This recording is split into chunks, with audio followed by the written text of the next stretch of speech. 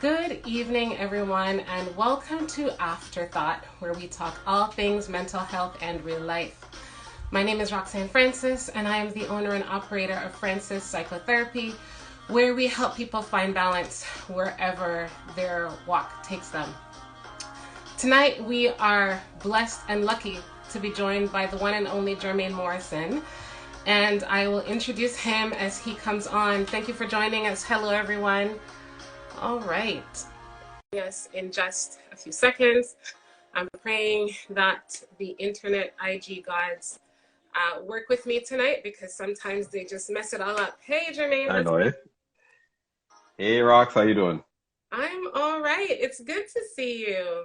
Man, it's good. It's been a while, It's been It's a been while. a while. Yeah, we haven't seen each other face to face in a bit. Yeah, man. Yeah, man. Yeah, man. So, how are you managing in this pandemic life? Well, as best as best as I possibly could. Um, when the first wave hit, it was a different feeling. I mean, especially just trying to isolate from everything else and all the stuff that you're used to doing, like going out, meeting up with friends, meeting up with family. It's been kind of difficult at times. It's been Yeah, an adjustment. I hear you. So, I want to introduce you properly. Hmm. So, all right. Um, so Jermaine, for everyone who doesn't know, Jermaine is a wonderful human being. He is a registered social worker. He's been working in the Toronto District School Board for the past 15 years here in Ontario.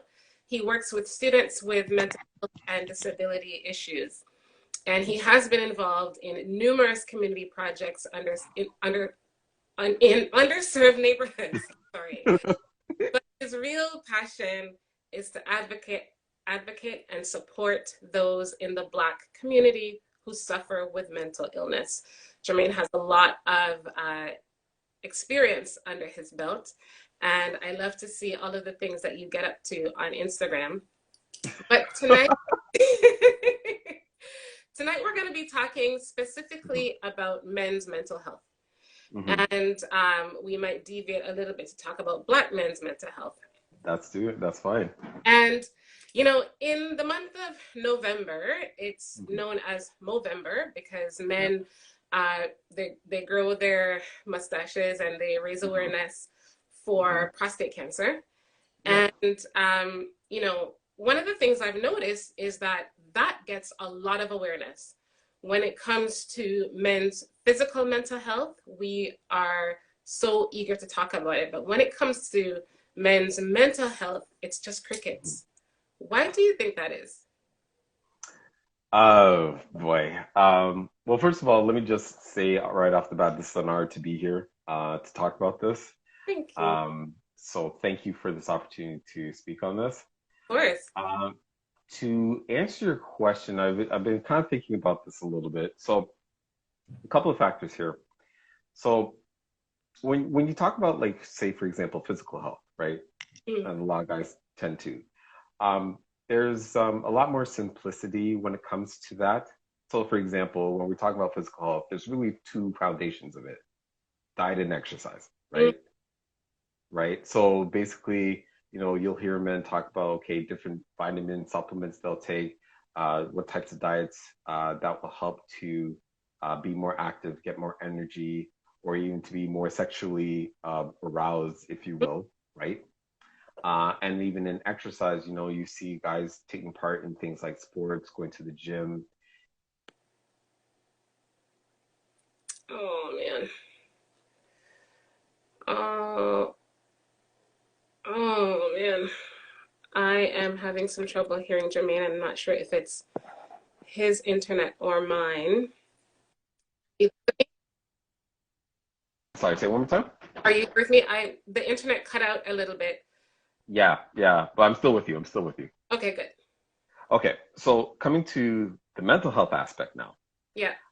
It's a little bit more complex, right? Because of the fact that now, with mental health and mental illness in particular, your men are having to now, like, dig a little bit deeper, right? They're forced to um, address some emotions, some behaviors that they may not necessarily want to talk about. There's different types of trauma that men generally have experienced. Mm-hmm. But again, it's one of those things that men don't really necessarily want to talk about. Another reason for why you'd see, for example, like mental health, sorry, why you would see physical health more talked about than compared to mental health is that I personally believe that men's physical health supports what masculinity should be and what it looks like, right? And sometimes it Right. can be very toxic, right? So, for example, while the physical health of a man is like almost like the desired goal, mental health for men Mm-hmm. is looked upon as a weak link, right?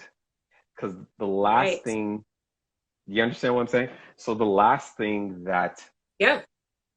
that does not want to be portrayed for a man is that they are weak in an area.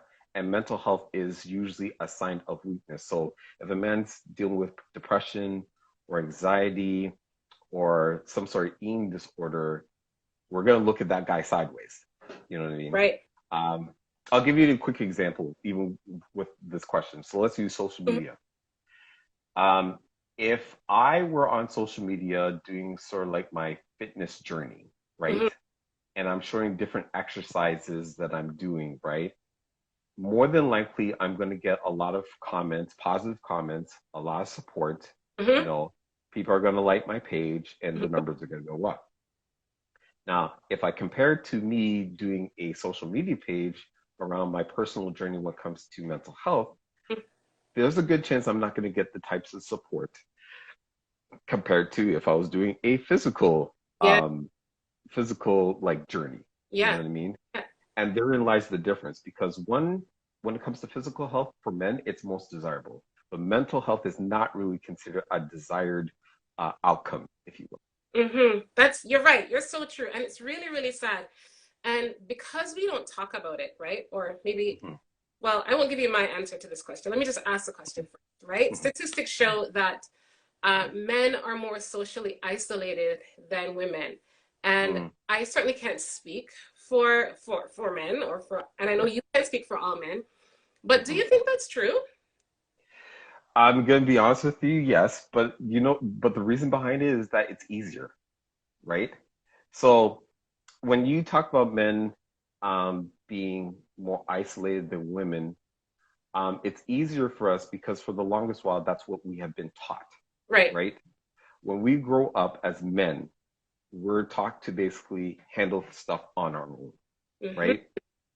And so we have to figure out life on our own. Right. At least for generally for women, and I don't want to be generalizing, but I'm going to use this example. Yep. Women, for the most part, have their tribe, That's true. right?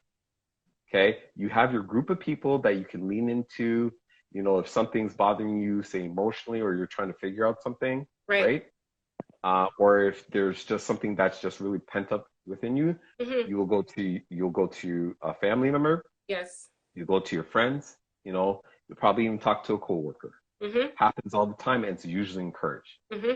Guys, on the other hand, um, unfortunately, we're trying to figure it out on our own. Like we'll ask help in terms of how to build a fence, right? Right. Exactly. Right. We'll ask, questions as to how to build a car. Hmm. We cannot, um, we cannot get ourselves. Well, it's not that we can't, but we have trouble getting ourselves to the point where it's like, yo, something's really bothering me, Hmm. and I need help to get this perspective, Hmm. right? And more often than not, part of the isolation comes from the fact that we don't believe that people understand how we feel. Hmm. And a lot of it is because of the fact that for years, and I'm convinced of this, a lot of it is because for years, men have not really had the space or the safe space to be able to appropriately express their feelings and their emotions. Right. And Right. hence the isolation. You know what Yeah. I mean? Yes. So there's a comment here that says, so much toxic masculinity in the world. So glad you're taking care of these guys to help them to help shed them if this of this social construct. Yes, we do need to get rid of this social construct. And you made a really great point around guys will easily talk about men fixing that fence rather than, you know, a more deeply seated issue. And you know, you mentioned that women have their tribe, right? But to be honest, I often hear about the guys hanging with their boys, right? And them, right? Yeah. But what I've noticed is that when they get together, they talk about sports, they talk about cars, they talk about politics, they talk about women, right? But there just seems to be that barrier Yeah. around talking about the emotions. Do you think that that's something that's ingrained from maybe youth, that we somehow don't talk about that when boys are little? Well, okay. So I'm a big proponent of emotional intelligence, Yeah. right? And one of the things that toxic masculinity, I'm just going to touch on this like a lot. Yeah. So toxic masculinity is kind of one of those things that pushes it pushes the notion on how you're not supposed to basically show weakness, right? You're not, right? So we can talk about everything else because everything else is doable, right? We can talk about sports, we can talk about cars, we can talk about women. Because if you think about it, all those things are stuff that we build, stuff we can control, stuff that in some ways have power over. Yes. Right? So these are things that it's easy to talk about because we have that sort of mindset that we can control that stuff, right? Great point. But when it comes to our own emotions, it's hard to talk about.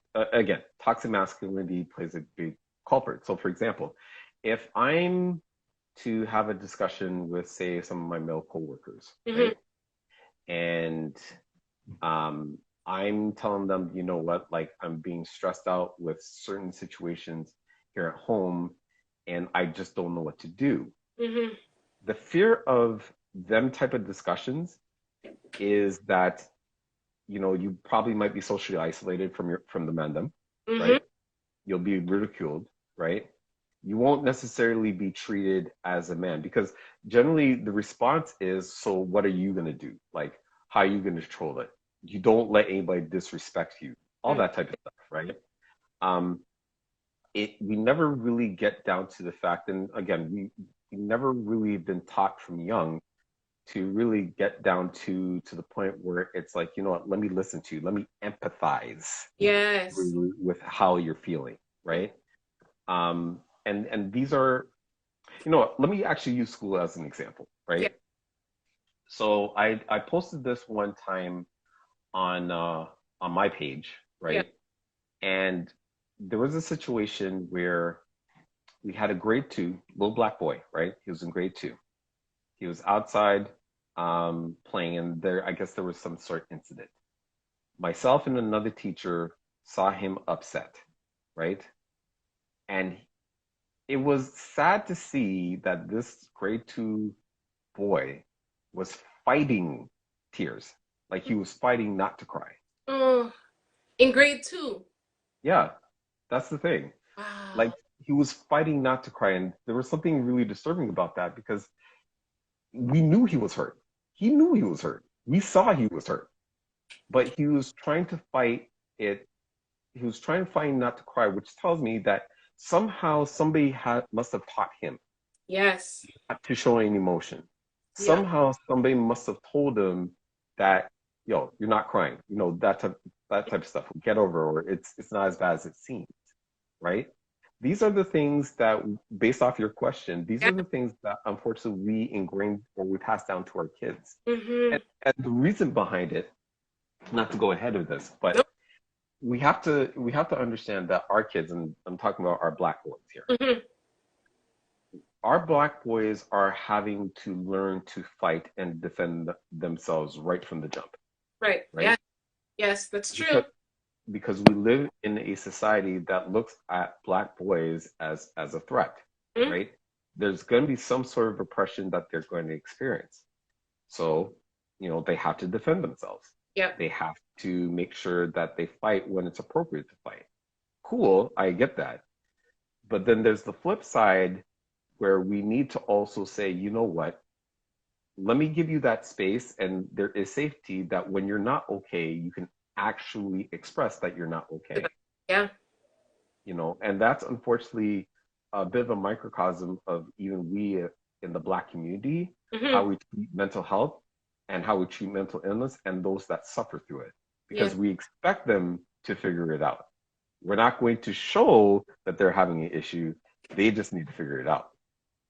That's a challenge though. And I wasn't really planning on touching on this, but I think what happens is that when these young boys become young men and Mm-hmm. they get into interpersonal relationships and they can't express how they feel, then what? Mm-hmm. You see, and that becomes the quandary, right?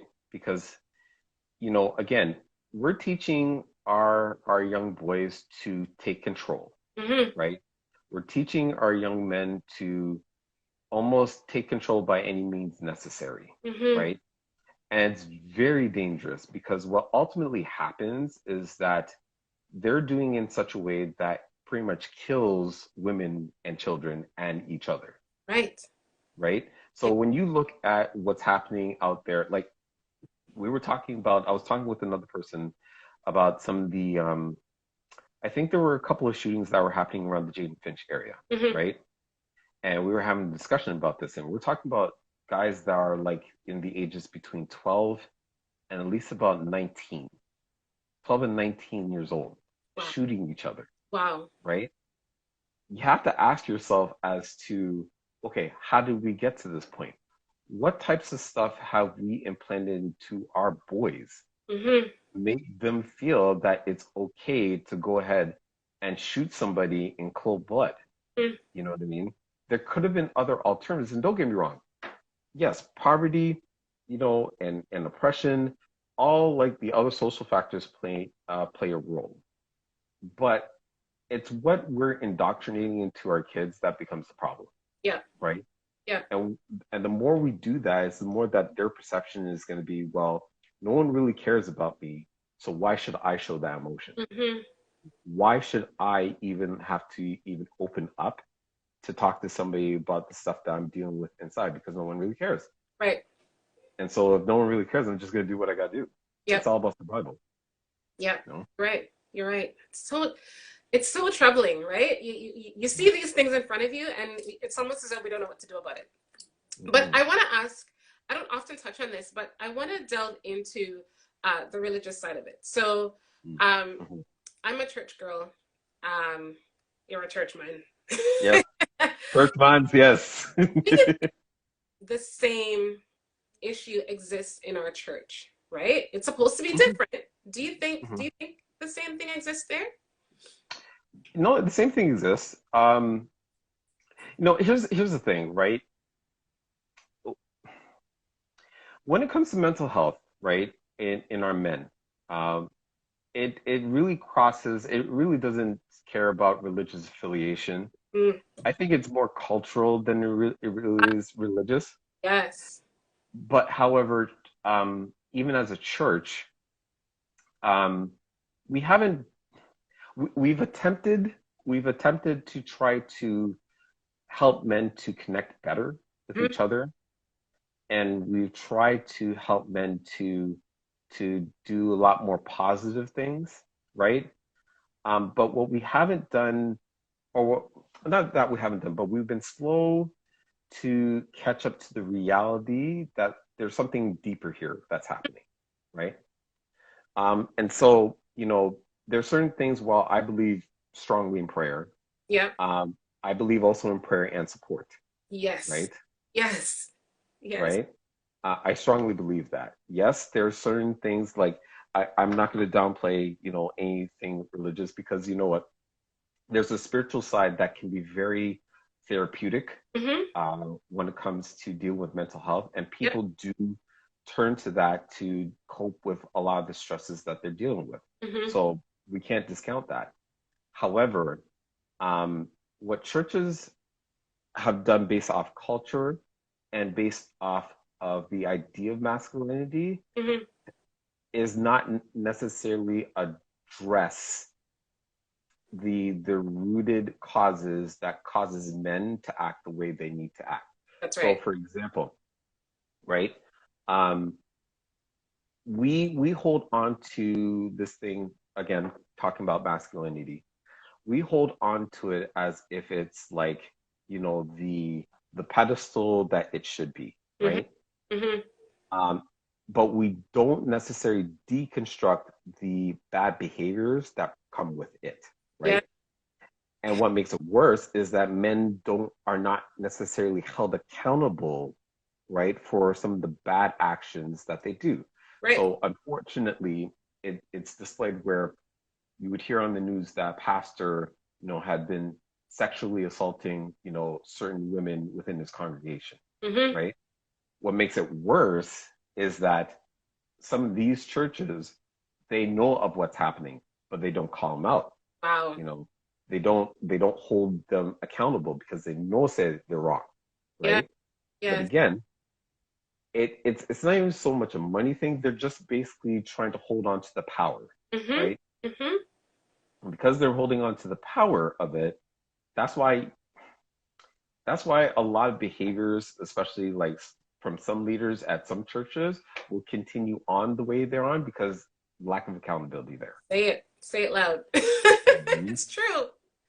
It's And that's where I think the whole idea coming back to what masculinity is, we mm-hmm. actually need to take a critical um, we have to take a much more critical stance Yes. as to how do we teach what masculinity is Yes. and what masculinity is not. Yes. You Yes. know, because Yes. masculinity shouldn't be a situation where it's like I'm powering over you.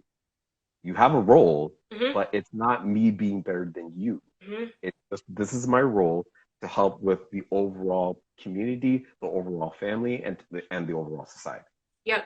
Yeah. I think we can't have a system where people are not held accountable for their Mhm. actions, where Yep. they just, as someone said, they just get a pat on the back. We Hmm. their behavior. Like we can't do Hmm. that, right? Because they're in a position of leadership, and if other people are looking to them for how to best behave, like what kind of example is that, right? Right. And again, it comes back to what type of thing are or what type of behaviors or what are we teaching our young men, Right. right? Because again, um, our young men are either seeing the examples or hearing the examples, right? Hmm. And again, this is not just only just church because No. church this is just the overall issue when it comes to how we deal with our mental health and how we deal with mental illness. Right. Because again, if men are not in that space Hmm. to be able to see that you can get help for your behaviors, then the overall negative behaviors that keep on perpetuating will just continue. Yep. And we're pretty much going around the same tree Yep. over and over again. Over and over. So I wanted to ask you, um, how do you think COVID-19 has impacted men? I've been getting a lot of questions around Mhm. how people are managing through COVID-19 and how it's impacting their mental health. But how do you think it's impacting men's mental health in specifically? Well, okay, so let's look at what COVID has done. So, COVID has created a situation where human interaction is limited, for Hmm. one. Unfortunately, people are losing jobs. Hmm. I would say more women than men, but men are losing jobs, right?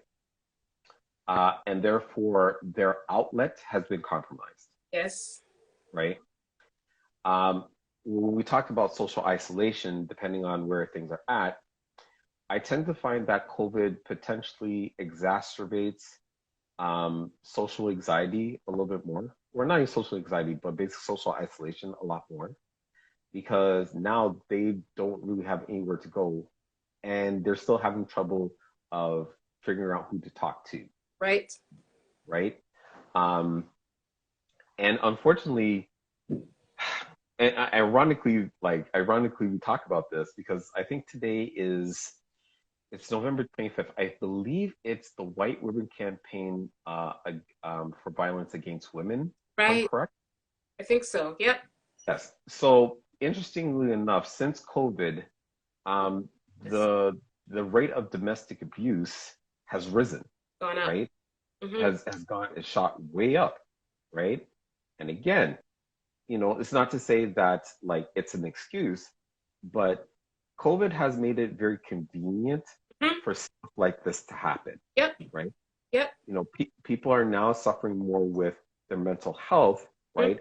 Which for men, even though the rate of, well, not even the rate, the success rate of suicide is greater in men. And Yeah. so now you're seeing that a little bit more often than usual. You won't hear it so much in the media Mm-hmm. because COVID has created such an environment where people are having a hard time to cope, particularly men. Mm-hmm. Now you're seeing a lot more behaviors coming out, Yep. right? Yep. So it's really important for us, particularly in the Black community, and since I'm gonna talk it Black, Yeah. right? It's really much more important to see how we can point our men and even our young men to mental health supports that can help them to cope. Mm-hmm. I agree. Mhm. I agree. So, you know, you were just talking about the Black community in particular. Do you do you believe or have you seen that there's a difference between how Black men approach their mental health as opposed to other racial groups, ethnic groups, or cultures?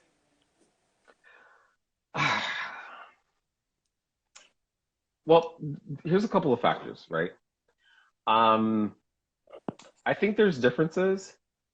I don't know if it's difference in terms of approach, but there's differences because of history, Mm-hmm. right? Yes. So apart from like indigenous people, Mm-hmm. Black people have largely been the most oppressed group, in human history, Mm-hmm. right? So we're dealing with centuries upon centuries of every type of oppression you can think of, Mm-hmm. right? And because of it, we're already ingrained, number one, not to trust anybody, Uh-huh. right? So true. So we don't trust nobody, right? Two, you have to basically put on a very brave face Mm-hmm. in the light of the type of oppression that Black people face, Mm-hmm. right? And if it's not like a brave face, you have to put a smile on your face, Yeah. right? Right? Um, for years, for centuries, really, we're having to put on such a almost like a stoic look, just because we do not want to have the further perception of us looking crazy. You know Mm-hmm. what I mean? We Mm-hmm. we don't like they can do whatever, but we internally don't need to see that we as Black people are going through a whole lot of stuff, right? Yes. Yes. And so our approach to mental health, um, it becomes a lot more difficult for Black men, Mm-hmm. right? Here's the other issue, right? Um, which may tie into, I don't want to get ahead of myself, but one of the other issues is access, right? Okay. So number one, Mm-hmm. we talk about men needing mental health supports, right? But where do they go? Who do they talk to? And actually, as a matter of fact, if I can go further to this, Yeah. I'm a big proponent of not only seeing a therapist, but seeing a therapist that looks like me, That looks like you. Yes, I hear that. right? Because in a lot of ways, not to disregard anyone else, um, but there's just certain things that I think a Black therapist can understand Mm-hmm. compared to any other one. Not to say that they can't. I mean, whatever your flavor is, it's your flavor. Mm-hmm. But sometimes we forget that over history that there have been a lot of, white therapists that have traumatized a Ye- lot of Black people that are seeking help. You Yes, know what I mean? exactly. And so, you know, a lot of that trauma, a lot of that trauma gets reinforced when you're having to deal with somebody opposite of you, Hmm. right? That's not to say that it always happens, but again, we want to create an environment, even as mental health professionals, especially in our community, that whatever problem that they're facing, they see somebody that can identify with the hurt, that Yeah. can identify with the language, that can pretty much speak, basically truth to power, if Hmm. you will, Yeah. right? Um, and these are some of the factors that when it comes to our approach, um, it's very difficult because the pathways to get there are not easy. And again, we deal with the stigma. Men are dealing with stigma when it Hmm. comes to mental illness, Hmm. right? Um, and then on top of it, even if you're not dealing with the stigma, I mean, even the resources to actually talk to a therapist is not that easy either. Yep. You know what I mean? Um, Actually, if you don't mind, I kind of want to like just share a little something about myself. And it was kind of based off one of the questions that you had about social isolation, Yeah. right? So I don't really talk about this much, um, but just to give an idea of how important being able to create spaces where Yeah. mental health is important. Hmm. So when I was a kid, I remember when I was a kid, and I was bullied a lot. Hmm.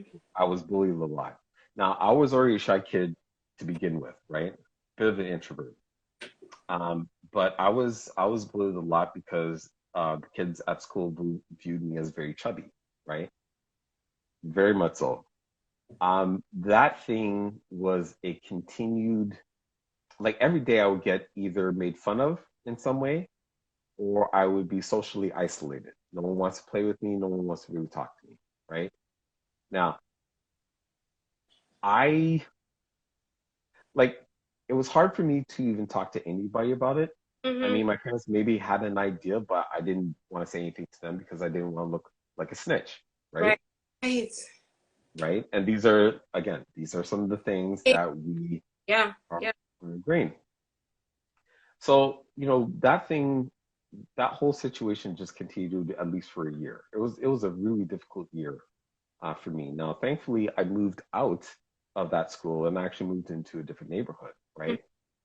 But those lingering effects of that trauma Yeah. still was there, even to the point where I remember, and again, I must have been 10 or 11 years old. I remember a number of times where I would eat and then I would force myself to throw up or try to force myself to throw up, right?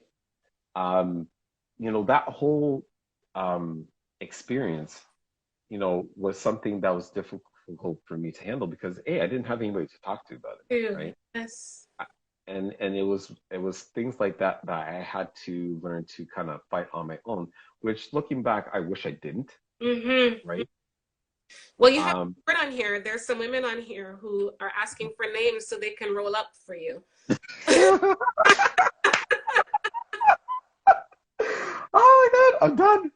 Yo, I am done, done, done, done. You know what? I mean, I'll say if I can remember their names, then I'll make sure I just line it up on there. You know what I mean? But again, it's stuff like that like I'm sharing this because in part that what I felt it's important that men begin to understand what it looks like to talk about like traumatic experiences like that, Hmm. right? Hmm.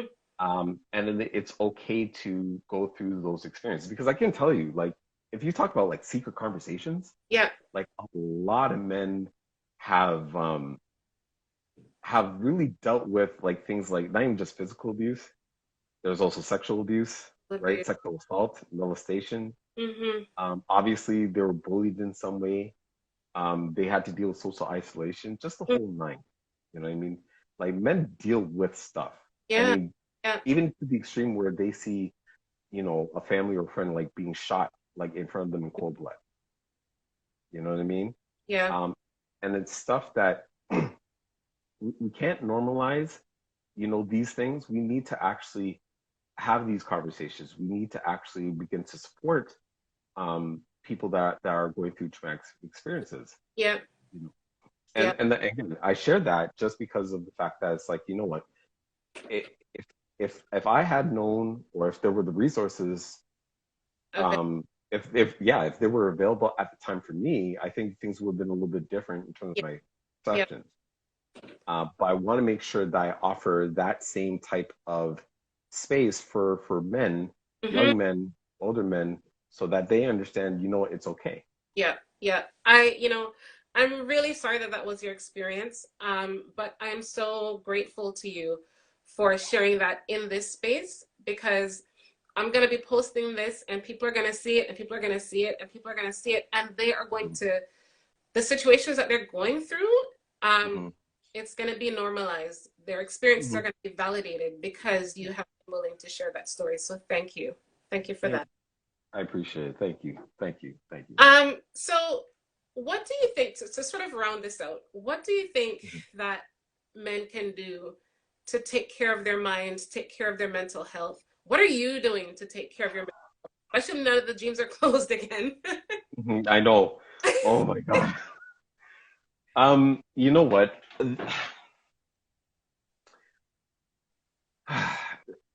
This one is this it's a difficult question. And I say it's a bit difficult because I understand, you know, for men, they feel like that there's not a lot of options. Hmm. They feel like, you know, they're not able to like get through this. They feel like they can't really trust anybody. Hmm. You know, I mean, we can tell them pretty much all sorts of stuff. So even for me, I mean, I've learned um, that when you're able to create spaces where openness is available, Yes. it helps to talk to people, you know, especially for me. I got a few people that I can talk to, my tribe, if you will, Mm. because they check in on me, right? And that helps. Actually, you know what? Not to ramble on, but I think one of the things that men can do to help with their own minds is that they need to really now deconstruct the whole thought of trying to figure it out on your own. Yes. Say that Like again. Like we need to first deconstruct it. There are people within your circle, or there are people that are actually out there to reach out to you to see if you're okay, Hmm. right? So you need to kind of let go of what could possibly happen and Hmm. really, or the fear of it. And you really need to embrace those that actually want to actually genuinely help you. I know Yeah. it's not easy because yo, like there's betrayal. Yes. There is betrayal. There Mm. are people that say, "Yeah, yo, I'm with you. I'm here for you," and honestly, they use you. Hmm.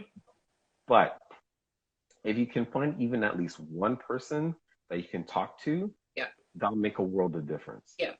Secondly, men have to really embrace the whole concept of getting help. Now, and what I mean by getting help, yes, seeing a therapist, but let me put this caveat here. Hmm. And I'm going to say this as a mental health professional. Hmm.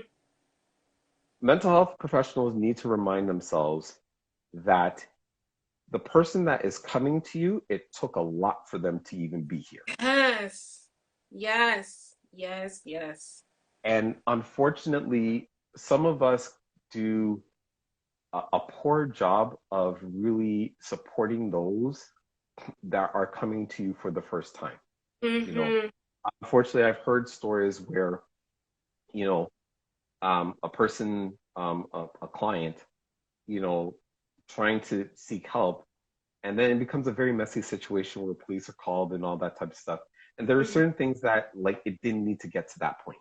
Yeah. Yeah. It Yeah. just really didn't. Yeah. So you have to understand that, you know, when a person is coming to you for help the first time, you need to treat it as if it was going to be their last time. I like that. You know, write that down. but it is true because again, they're already coming from very traumatic experiences already, Mm-hmm. right? They don't need another traumatic experience from somebody that they're seeking help, Yes. right? Yes. They don't need that. And I mean, I say that for every professional therapist, like professional, even if you're a pastor or minister, Mm-hmm. like you need to make sure that you treat that client or that person their first time as if it was their last time. Yep. Yep. Yep. Because at Yep. the end of the day, it sometimes is it's almost that line between whether they're going to progress further Mm-hmm. or they're going to end it themselves. Mm-hmm. And Yep. it's a very fine line. Yep. You know what I mean? Yep. People are agreeing Also, with people are agreeing with you on here. There are lots of hearts going up, and Natasha is saying yes. It takes so much work to reach it out, does. right? It does. It does. And that's the thing that even in my life, I've had to slowly deconstruct. Now, again, thankfully, I got my people that I can go to. And even as a mental health professional, like I'm looking for a mental health to help me walk through some other stuff.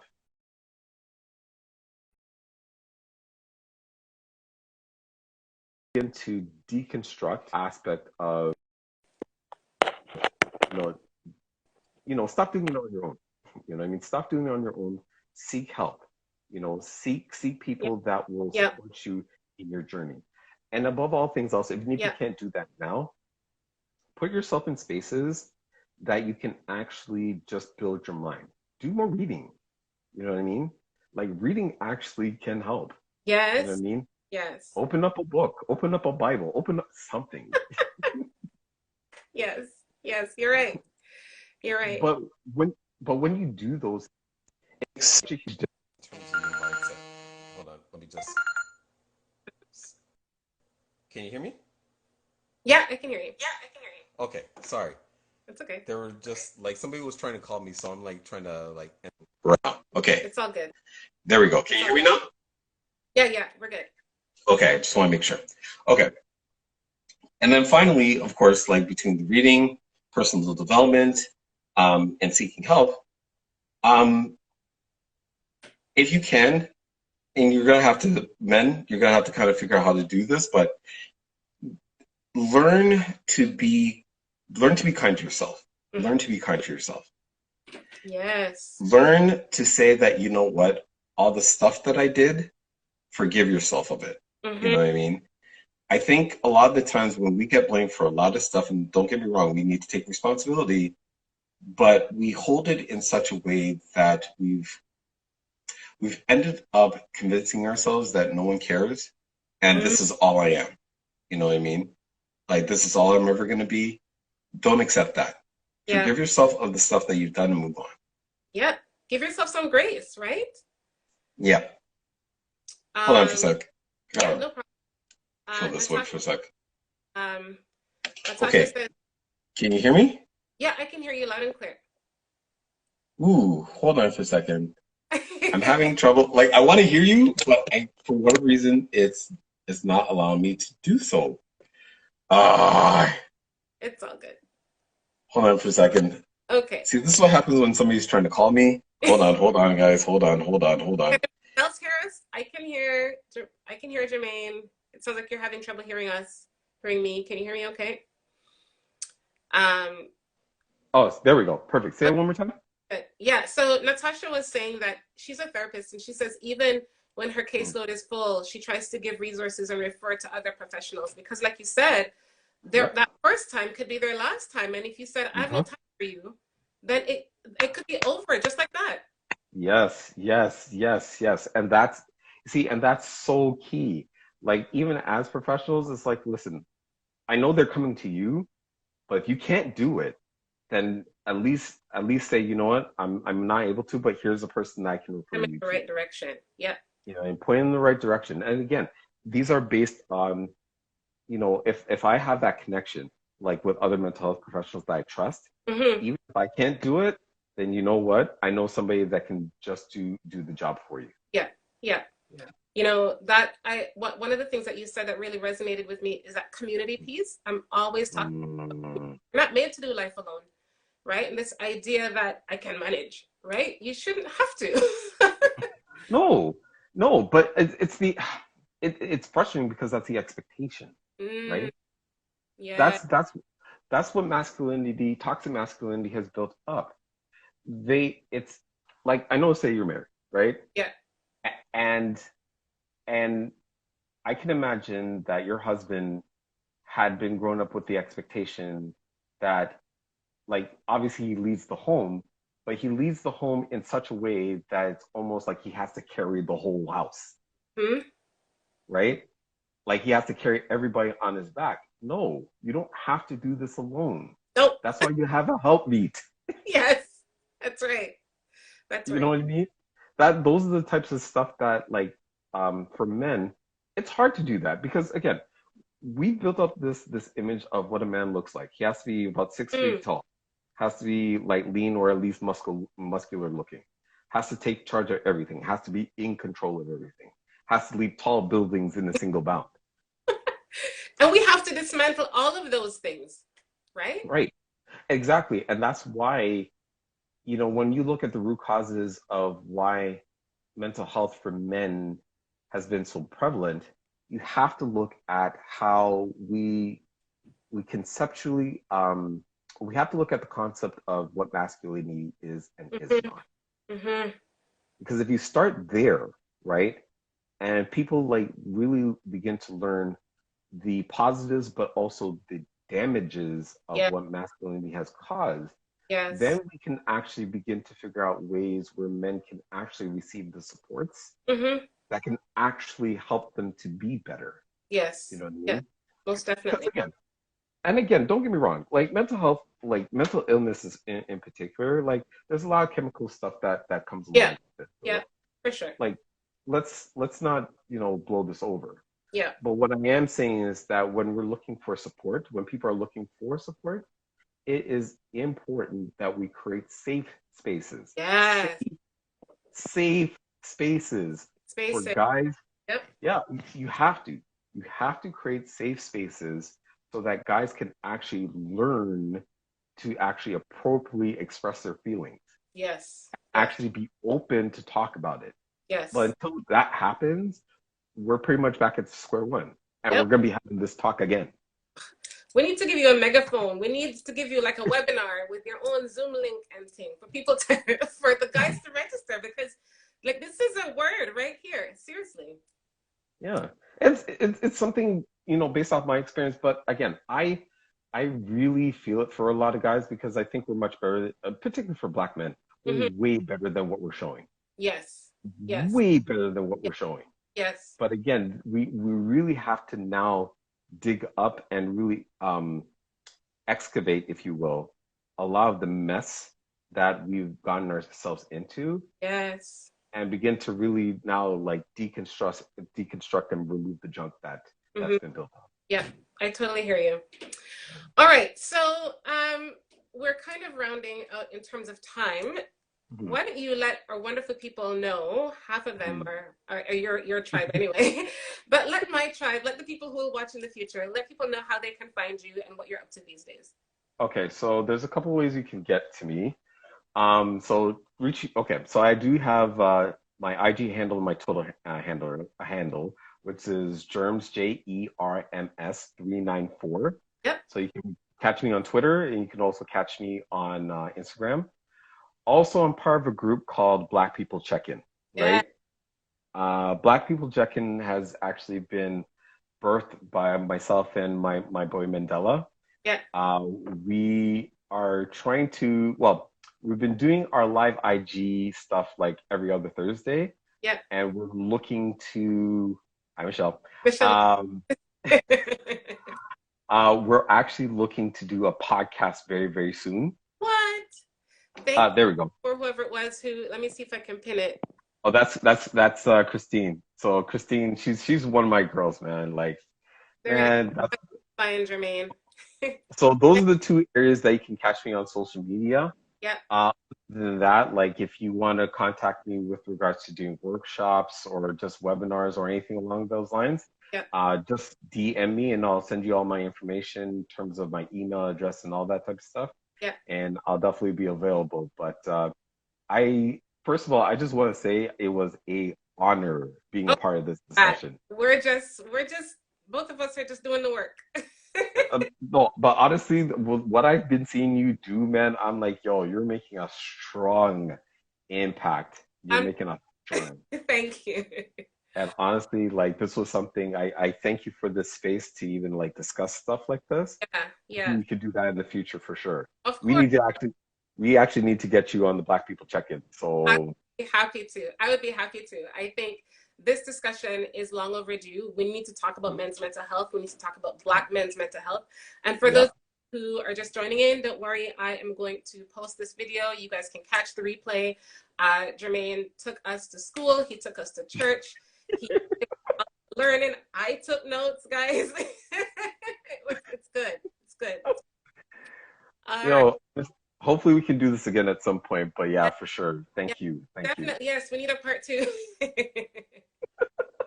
I want to thank you so much for joining me tonight. Hmm. For those of you who are new around here, I do Afterthought every Wednesday night at 8 o'clock, connecting mental health and real life, because I don't think that mental health should be zoned only to a clinical space, right? Where there's medication and someone with a notepad. It impacts our everyday.